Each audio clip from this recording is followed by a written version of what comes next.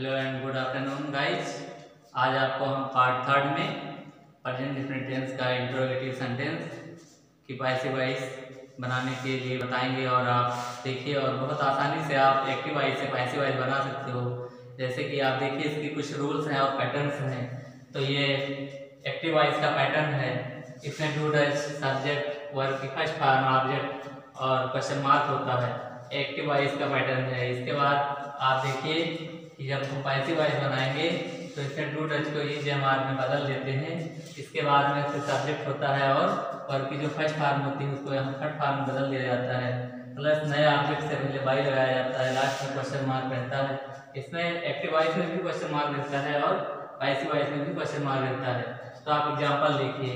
सबसे पहले जो ऑब्जेक्ट होता है उसको हम नया सब्जेक्ट बना देते हैं और जो सब्जेक्ट होता है उसको यहाँ ऑब्जेक्ट के रूप में बना देते हैं और जो वर्ब होती है इसको हम थर्ड फॉर्म में रख देते हैं। तो सबसे पहले आप देखिए कि ये जो ऑब्जेक्ट है इसको हम लाएंगे और सब्जेक्ट के रूप में रखेंगे।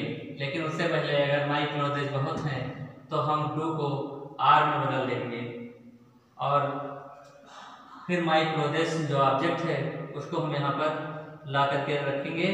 इसके बाद में फिर हम बढ़ते हैं वर्ब की तरफ। तो वर्ब जो वाश लिखा है तो वाश का थर्ड फॉर्म वाश्ड हो जाएगा।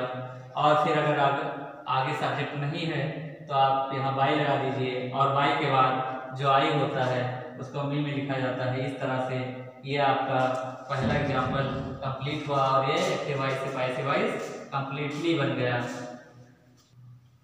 गाइस आप दूसरे एग्जाम्पल में देखेंगे कि इसमें जो डज लिखा है, जब हम फूड को लेकर आएंगे यहाँ पर तो फूड के हिसाब से डज को, फूड एक वचन में ही इसलिए डज को हम यहाँ इज में बदल देंगे।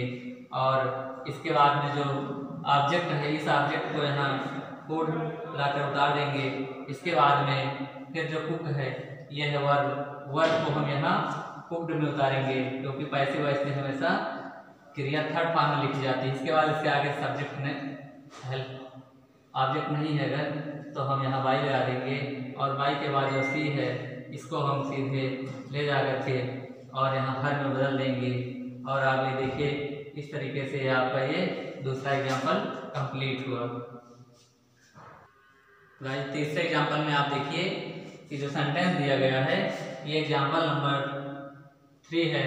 इसमें जो डू है वो जब हम द ट्रीज लाएंगे तो ट्रीज बहुत हैं तो डू को हम आर में बदल देंगे और इसके बाद में जो ऑब्जेक्ट है द ट्रीज उसको यहाँ ला के लिख देंगे और सीधे फिर चलते हैं वर्ब की थर्ड फॉर्म प्लांट पर। तो प्लांट का थर्ड फॉर्म जो होगा उसको प्लांटेड कर दिया जाएगा। इसके बाद ऑब्जेक्ट नहीं है तो यहाँ बाई लिख देंगे और बाई के बाद जो दे होगा आप जानते हैं कि दे को देन में बदल दिया जाता है। इस तरीके से ये आपका तीसरा एग्जाम्पल कंप्लीट हुआ।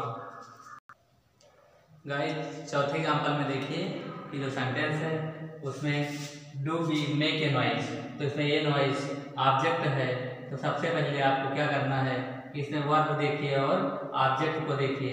अब ये वर्ब है और ये सब्जेक्ट है तो जो सब्जेक्ट है इसको ऑब्जेक्ट बनाएंगे और जो ऑब्जेक्ट है उसे सब्जेक्ट बनाएंगे। लेकिन उससे पहले अगर ये नॉइज है तो एक वचन में है तो डू को हम इज में बदल देंगे और फिर हम अनॉइज को यहाँ लेके आएंगे।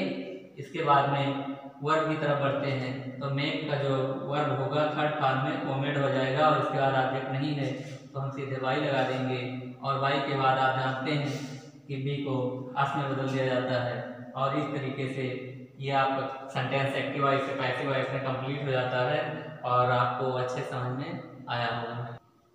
गाइस पांचवें एग्जाम्पल में आप देखेंगे कि जो सब्जेक्ट है does someone not beat me, क्या समझ मुझे नहीं पीटती है। तो सबसे पहले जो ऑब्जेक्ट है मी और जब हम मी को लाएंगे इस ऑब्जेक्ट को जब हम वापस लाएंगे तो आई हो जाएगा। लेकिन उससे पहले आई के साथ एम लगता है तो हम सबसे पहले यहाँ एम लगा देंगे और जब मी वापस आता है तो अपने सही रूप में आई हो जाएगा।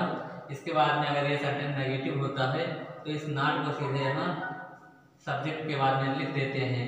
फिर चलते हैं वर्ब की तरफ। वर्ब जो बीट है इसका थर्ड फॉर्म बीटन हो जाएगा और फिर इसके बाद अगर ऑब्जेक्ट नहीं है तो हम बाई लगा देते हैं और बाई के बाद अगर किसी का नाम है तो उस नाम को ऐसे उतार देते हैं, नाम में कोई चेंज नहीं होता है। और आप इस सेंटेंस को बहुत अच्छे से समझ गए होंगे।